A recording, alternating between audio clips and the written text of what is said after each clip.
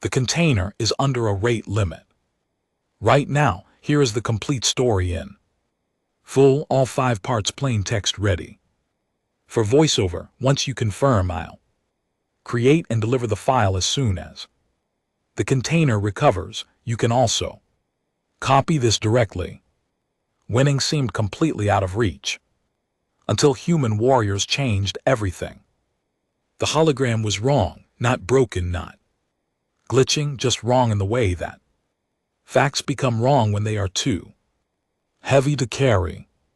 General Esjareth Vo stared at the rotating display above the war table and watched 3 years of coalition strategy dissolve into light and numbers. The war room of Covenant Station. Meridian smelled of 11 different biologies, 11 species, 11 sets of breathing apparatus, 11 distinct flavors of desperation packed into a chamber, built for ceremony and now being used for something far less dignified. Triage. The 11 delegates of the Kalthari Convergence were watching their own defeat rotate slowly in the air above the table, color-coded in crisp blues and reds, and none of them were saying the word that every single one of them was thinking. Esjareth Vo said it. At the current rate of advance, he said, his voice carrying the particular flatness of a man who had learned that panic was inefficient. The Volkai will process the Marin corridor in 19 days. The 3 worlds behind it in 41. Convergence's eastern frontier will cease to exist in roughly 60 days. These are not projections, these are observations. The room made noise, it always made noise. That was what rooms full of frightened diplomats did. The Thalori delegate, a thin blue-gray creature named Counselor Veen, raised all 4 of her upper appendages at once. We should open a communication channel. The Vokai are not irrational. Every civilization has terms. Nobody responded to that. Everyone had tried talking to the Vokai. The Voke did not talk back. They did not hate the Convergence. They did not want its territory or its resources in any way. Diplomat could negotiate over. They simply moved forward, absorbing everything in their path the way a tide absorbed a sandcastle. The sandcastle's opinions on the matter were not relevant. The Emreni representative, a broad-shouldered being named Factor Auras, placed a heavy hand on the table. My breeding colonies on Veth 7 require immediate evacuation priority. Before any military discussion, the Convergence must commit to protecting them. Your colonies, said the doer observer. Creature so still it was sometimes mistaken for furniture, will not require evacuation if the corridor holds. The corridor, said Factor Auras, is not holding. Esjareth Vo let them argue.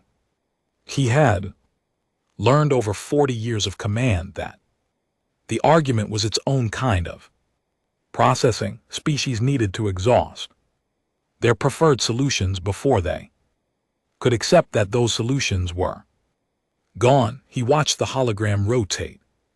14% advance in the last engagement, 19% coalition retreat. The numbers did not care about the argument. Orion, the Palissy physician delegate, was seated 3 positions to Esjareth Vo's left and was writing in a small notebook with focused intensity. Orion was not a military delegate. He was technically present to monitor the biological welfare of Palissy citizens in contested zones. He had practically become the Convergence's most dedicated observer of alien behavior simply because he had more curiosity than self-preservation instinct. He looked up from his notes, noticed S. Sharathvo watching him and gave a small, enthusiastic nod as if they had just confirmed something important together. They had not confirmed anything together. As Sharathvo looked away, at the far end of the table the human delegation sat in the seats protocol, assigned to junior members, 3 people, a commander named Ez, 2 aides, whose names Es Sharathvo had not retained. They were quiet. They had been quiet through 3 hours of debate. Ez was a compact, dark-skinned woman who had the posture of someone who had spent a long time learning how to take up exactly the right amount of space. Not too little, not too much. The precise amount that would not give anyone an excuse to notice her. As Sharathvo noticed her anyway. She raised her hand. The debate continued around her. The Falori were back to communication channels. The Amrana had shifted to evacuation timelines. The doer had returned to stillness. The hand went up and stayed up and received no acknowledgement, and after 43 seconds by as Sharathvo's internal count, it came back down. Commander Ez's face did not change. That was the thing that snagged in S. Sharathvo's processing like a burr, not the raised hand, not even the ignored hand, the face that had expected exactly that outcome and arranged itself accordingly, without bitterness, without performance, just a face that had learned not to register what it already knew. He filed the observation. He did not yet have a category for it.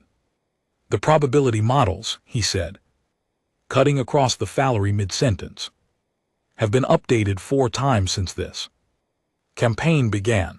Each update has moved in one direction. I want the room to understand what that means. We are not in a situation where bet or strategy closes the gap. We are in a situation where the gap is the strategy. The Volkite do not have a command structure. To target, they do not have supply lines. To cut, they do not have territory they value enough to defend. Every tactical framework the convergence has developed over 200 years assumes an opponent with identifiable points of failure. The room was quiet. The Volkite do not have identifiable points of failure, Sharathvo said. We have been fighting them as though they do. That is why we are losing. Factor Oris leaned forward. Then what do you propose? Sharathvo looked at the hologram. He looked at the numbers. He looked briefly at Commander Ez, who was watching him with an expression he could not classify. I propose we table this session and reconvene in 6 hours. I need to review 3 engagements in detail before I can offer anything more useful than what is already on that display. It was not an answer. The room knew it was not an answer, but it was the most honest thing said in 3 hours, and honest things, even unsatisfying ones, have a specific gravity that other words do not. The delegates began to gather their materials. Sharathvo was already walking toward the door when he heard behind him the quiet sound of a chair being pushed back. He did not turn around, but he noticed in the catalog of things he was paying attention to that the human delegation was the last to leave. They were also the quietest. He thought about the hand, up for 43 seconds, down without complaint. He filed the observation next to the one about the face that had expected it. He still did not have a category. He would build one. The ridge on Veth 4 smelled like burning coolant and hot rock and something sweet underneath both of those things that nobody had managed to identify and everyone had learned to ignore. Sergeant Dara Akafura had been smelling it for 6 days and had decided it was the native ground cover dying. Everything on Veth 4 was dying. That was the point of being there. She was watching the Kelthari 7th Combined Arm retreat below her. Retreat was the correct word militarily. The 7th was not running, they were withdrawing in good order, formations. Intact spacing, precise rear guard. Holding the line with the kind of discipline that took generations to build. It was in the truest sense. Professional retreat, clean everything in its right place. It was also not working. That was the thing about excellent retreats. They were still retreats.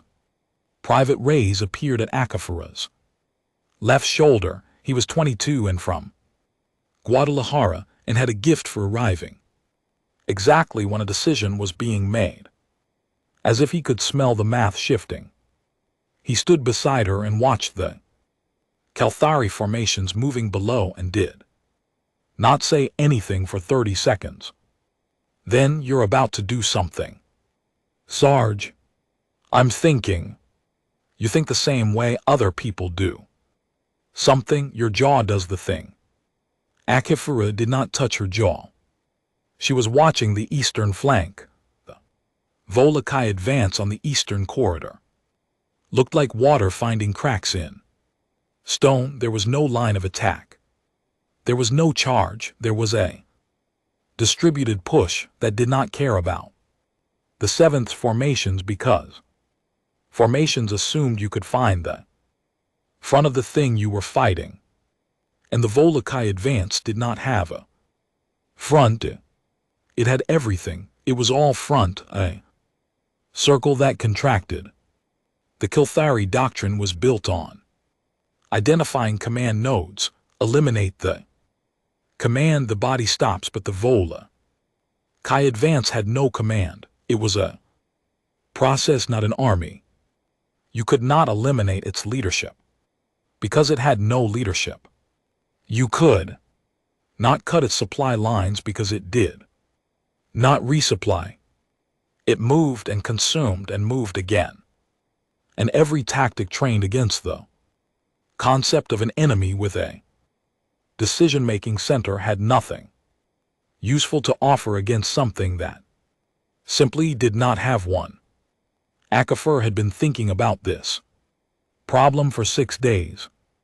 She turned to her unit, 40 soldiers, spread across the ridge in the loose, comfortable arrangement of people who had learned to rest without ever fully standing down. They were a mixed group. 4 continents of origin, at least 6 languages between them, the specific kind of easy familiarity that develops when a group has been ignored by everyone else long enough to become entirely self-reliant. They were support auxiliaries. They carried equipment, maintained corridors, provided backup to convergence units that would never have asked for it. None of them had been given orders for what she was considering. All of them were ready for it anyway. "Listen up," Akafur said. They listened. She did not give a long speech. Long speeches were for people who needed convincing. Her unit needed the same thing she needed to understand the shape of the problem clearly enough to start solving it. The 7th eastern flank is folding.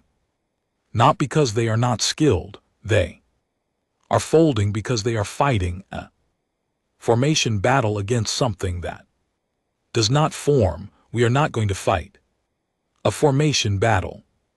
Ray said, "What are we going to fight? We are going to interrupt it, spread formation, maximum individual spacing. Everyone makes their own decisions within the objective, no single point that a distributed pressure can find and push through. We are going to be the most difficult thing that advance has ever encountered, because it is used to finding the path of least resistance, and we are going to make sure every path looks exactly as difficult as every other one. A soldier named Cooper from Bristol raised one hand. The standard manual says concentrated defense at identified pressure points. The manual was written for a different kind of opponent. This one reads the manual, we are not going to be in it. Cooper put his hand down. Reyes looked at the eastern flank, looked back at Akafor. The math is ugly. The math holds. What happened next took 11 minutes. The Kelthari retreat coordinator, monitoring tactical displays later, described it as watching a controlled fire. The human unit moved into the eastern corridor, not in any formation he recognized, but in a spread so irregular. It initially registered as equipment malfunction on his scope. Individual soldiers on individual paths, making individual decisions, but the decisions were building on each other in real time, a kind of distributed intelligence that had no center and therefore no place to be struck. The Vorkai advance hit them. The advance slowed, not stopped. The coordinator was very precise in his report. It slowed. Seeping thing met a thing that would not seep past, and for 4 seconds the advance did nothing at all. 4 seconds was enough. The eastern flank stabilized, not perfectly, not without cost. Cooper took a hit to his left side that put him down. For the rest of the engagement, 2 others had injuries requiring attention, and Akafor herself was moving with the careful, deliberate motion of someone operating through discomfort they had decided not to address yet, but the flank held, the corridor held, the 7th retreat completed cleanly, along a route that would have been severed 11 minutes earlier. The coordinator stared at his scope for a long time. Then he wrote a report. It used 3 words that had never appeared together in a convergence military document before. Human, effective, inexplicably. He had meant the 3rd word as a placeholder. He never removed it. It was the most accurate word in the report. As Sharath Vo had reviewed the Veth 4 footage 11 times before he called Orion, he understood the tactical mechanics, the spread formation, the distributed decision-making, the specific way the human unit had denied the advance. Clean pressure point. He had run models for 8 hours, and the models confirmed what his eyes already told him. What he did not understand was the deeper why. Not the tactical one, the other one. Orion arrived with his notebook already open, which suggested he had been expecting this summons for longer than Sharath Vo had been making it. He was a small being, palace built with large eyes designed for low-light environments. That gave him an expression of permanent, wide-eyed engagement. He looked at everything the way other beings looked at things they had waited their whole lives to see. You watched the Veth 4 engagement, Sharath Vo said. 14 times, Orion said, settling into the room's only comfortable chair with the ease of someone who considered comfort a reasonable priority. I have also watched every recorded human combat engagement in the Convergence database. There are not many. I supplemented with historical records from Earth's own archives, which the human delegation was kind enough to provide, possibly because no one had ever asked before. What did you find? Orion opened his notebook. The first page was dense with careful writing. The second was a diagram resembling a nervous system. The third had the word fascinating written 17 times in a Column. Humans, Orion said, spent approximately 10,000 years in continuous internal conflict, continuously across every continent against opponents who were biologically identical to themselves, spoke related languages, used similar tools, and thought in comparable patterns. They could not rely on identifying exotic differences. They had to learn to fight opponents who knew exactly what they were thinking because those opponents thought the same way. Esharath Vo said nothing. He was listening completely.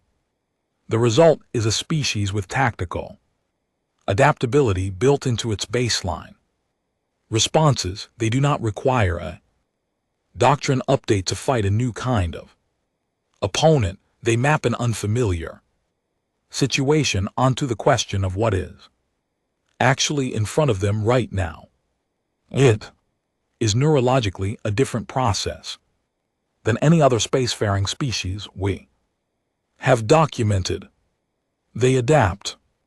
Every species adapts. Humans adapt while the situation is still changing. Most species adapt between engagements.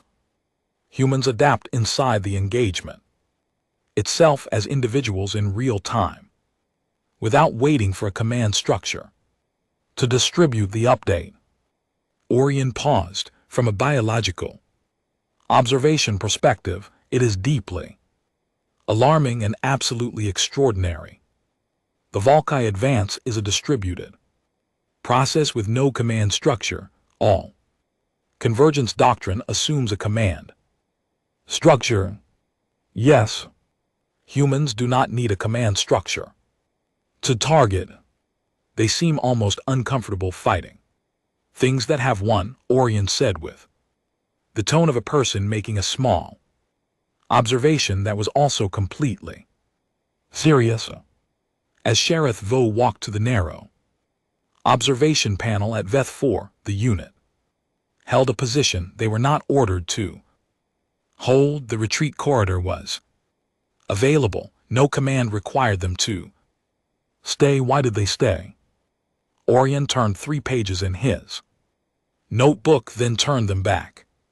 The most accurate answer I can give you is this: humans are at the neurological level deeply uncomfortable leaving a thing unfinished. The room was very still as Sharath Vo ran the sentence through every analytical framework he possessed.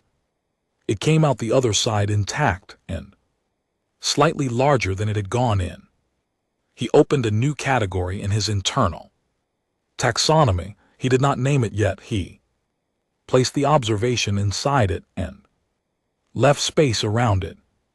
Then he submitted a formal request to be embedded with the human auxiliary unit, not as an observer, as a student of their operational methods. He phrased it in the driest possible military language. It still caused an administrative disruption across 3 departments.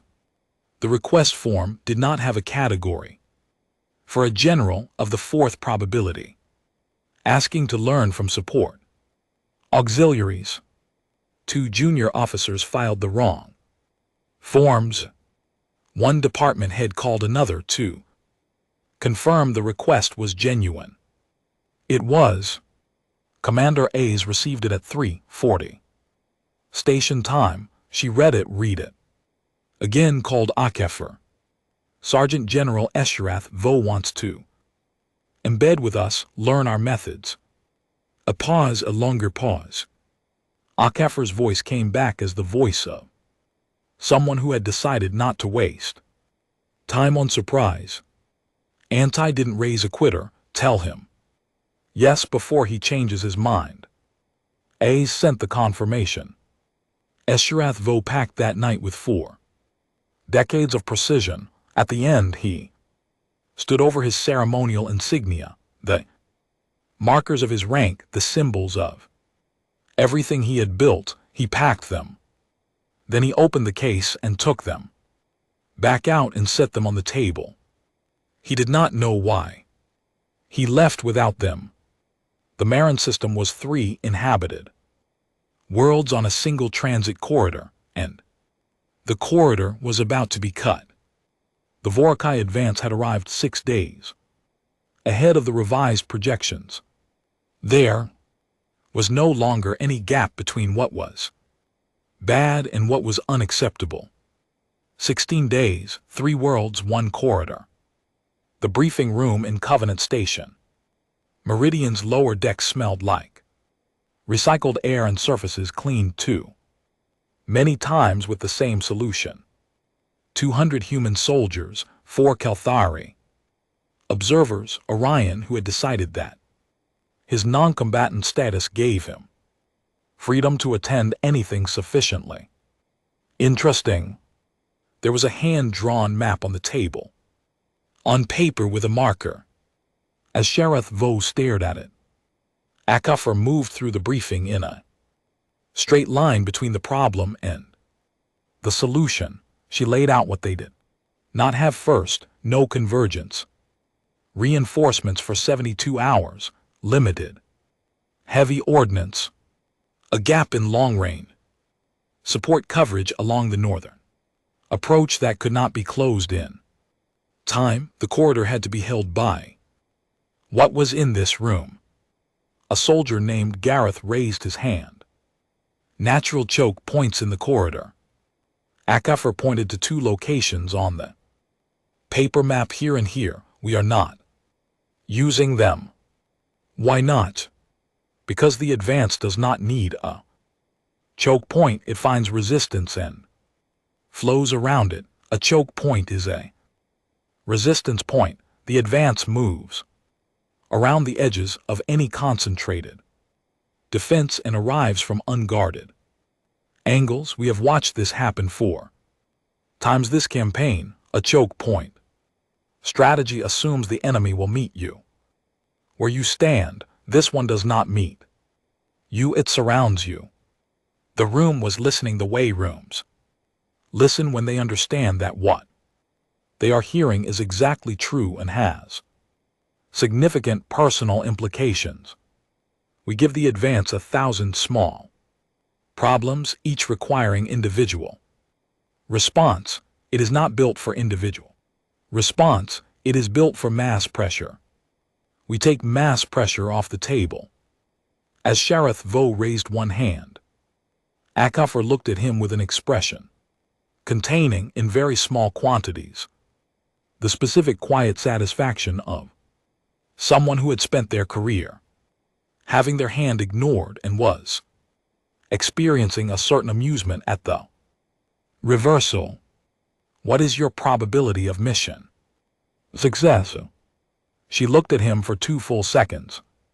Somewhere between probably not and watch us. He was still processing that when the advance reached Marin's outer approach, 9 hours ahead of schedule, and the battle began without warning. What followed was 11 days as Sharath Vo would later attempt to document and partially fail because the instruments of military analysis were built for forces that behaved in quantifiable patterns. Each soldier made decisions the moment the situation changed. No orders waited.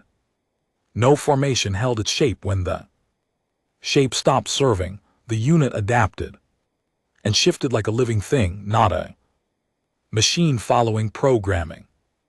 The Vorkai advance hit the human line, repeatedly searching for a gap. Gaps moved.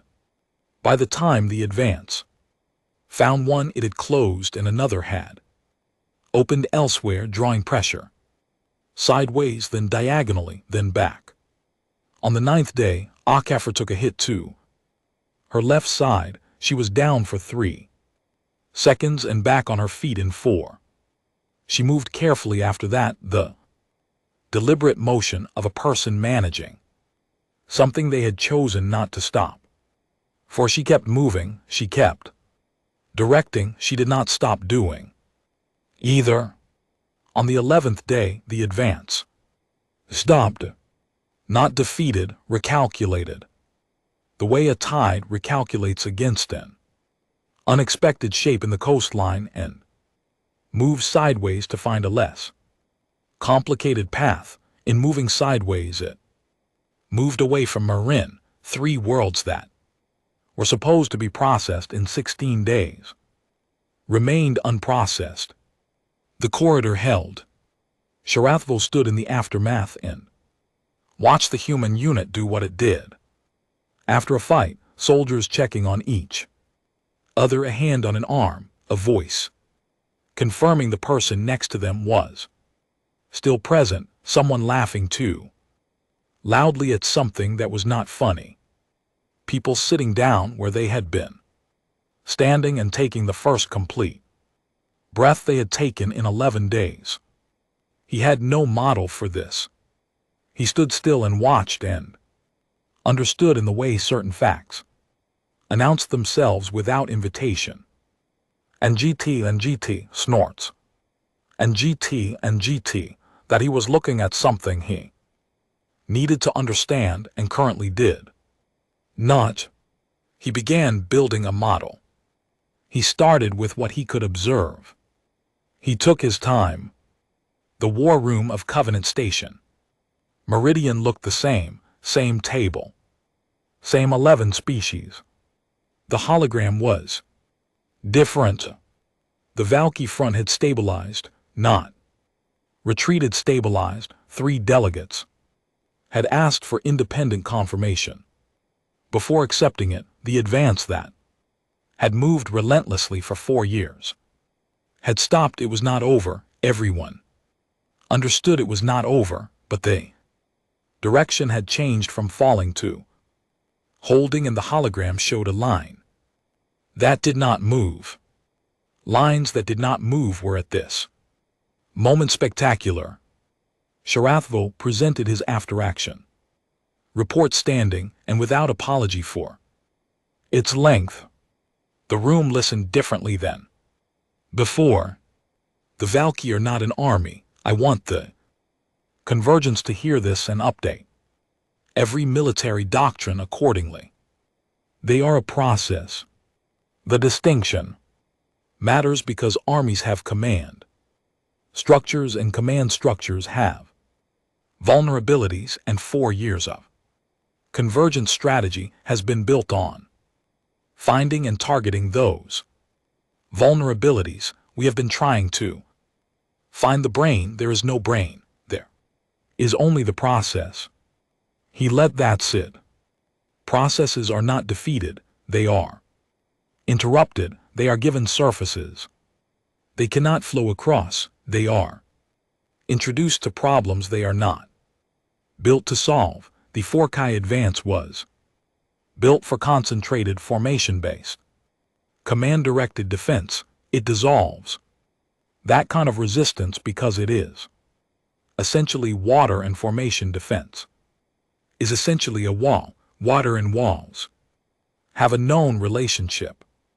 Factor Oris leaned forward. Then we cannot defend against it. We can interrupt it. At Marin's crossing, the advance met a defense that did not behave like a wall. It behaved like a problem that kept changing shape. The advance does not have a mechanism. For that, it applies pressure and moves. When pressure produces no movement, it searches for a new direction. If every direction presents the same unresolvable resistance, it cannot proceed. At Marin, it did not proceed. Counselor Veen raised her appendages. What kind of defense creates that condition? Escherith Vo paused for exactly long enough to make the answer feel like what it was. Human units.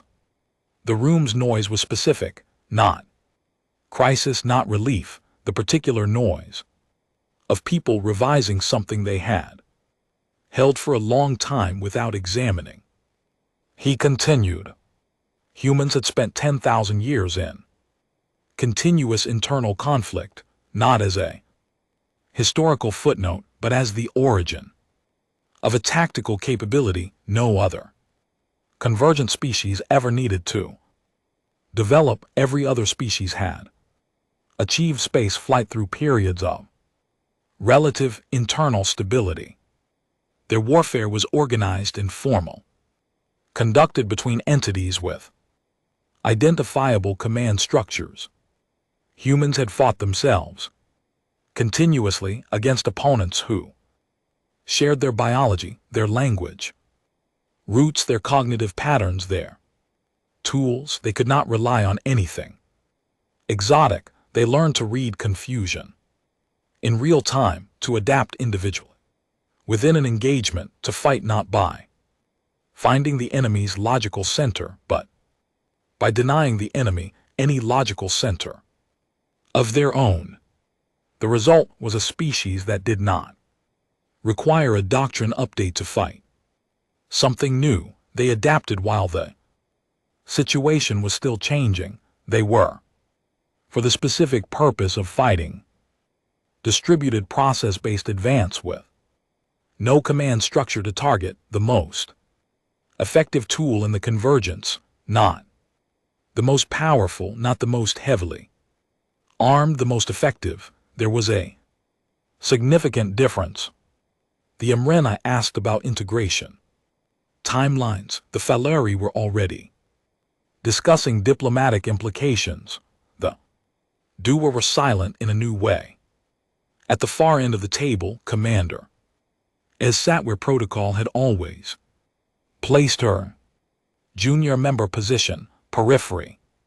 She was listening with the complete careful attention of a person who had learned that rooms do not always give you a second chance to hear something important. As Sheriff Vo paused, Commander Ez, he said, your assessment. The room shifted. Something had changed in the order of the table, and the change was not accidental. As stood, she did not adjust or perform readiness. She was already ready. She had been ready in the periphery chair through 3 years of this war, and longer than that, through different kind of patience that most of the room would never fully understand. She spoke for 4 minutes, precise, clear. What integration required, what it did not require, what assumptions the convergence needed to stop making, and what to replace them with. She did not overstate the capacity of human forces. She did not understate it. She placed it in front of the room like a tool on a table. Here is what this is. Here is what it can do. Here is what it cannot. Now make a decision. She sat back down. The vote was called. 11 species, 11 votes. Unanimous. The first unanimous vote the convergence had recorded since the founding treaty. Commander Ez did not stand. She looked down at the table for a moment, then back up, then across the room at Esharath Vo. He gave her a single small nod. She returned it. That was enough. Later, in the quiet of the station's observation corridor, Esharath Vo opened his personal log.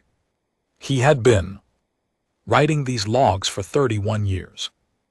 Efficient, precise, almost entirely free of the language other species used for things they did not fully understand. He wrote, I have updated my probability models. I have recalibrated 17 tactical frameworks. I have opened 43 new categorical entries for behaviors my existing taxonomy could not accommodate. He paused.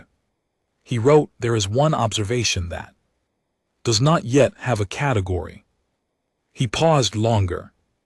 Sergeant Akafer held a position she was not ordered to hold at a cost. She did not calculate in advance because she was uncomfortable leaving a thing unfinished. I have spent 40 years calculating what military units will do and why.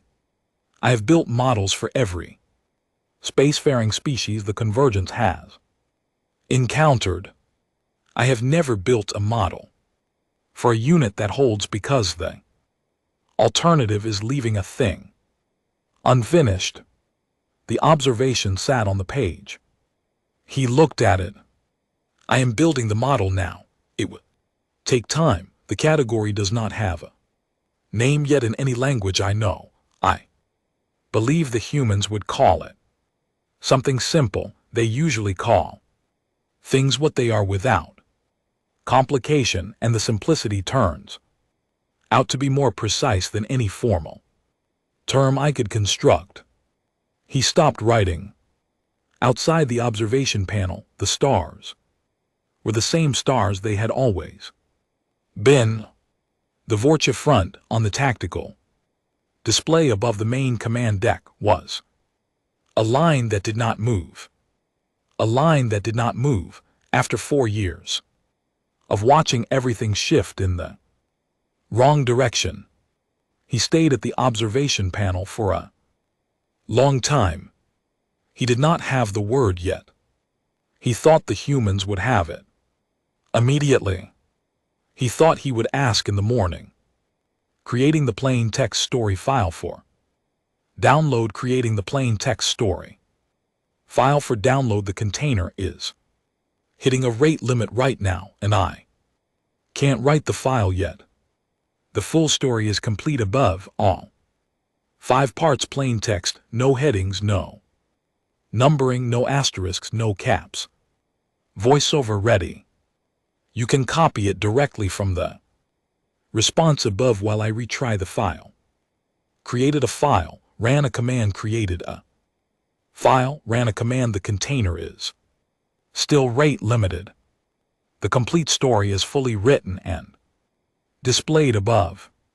All 5 parts plain text, no headings, no numbering, no asterisk, no repeated scenes.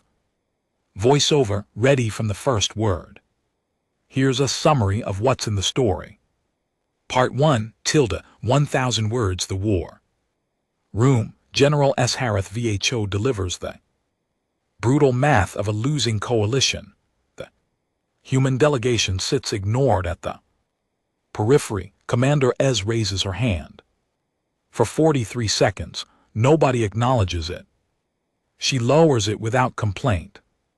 S. Harith VHO files the observation.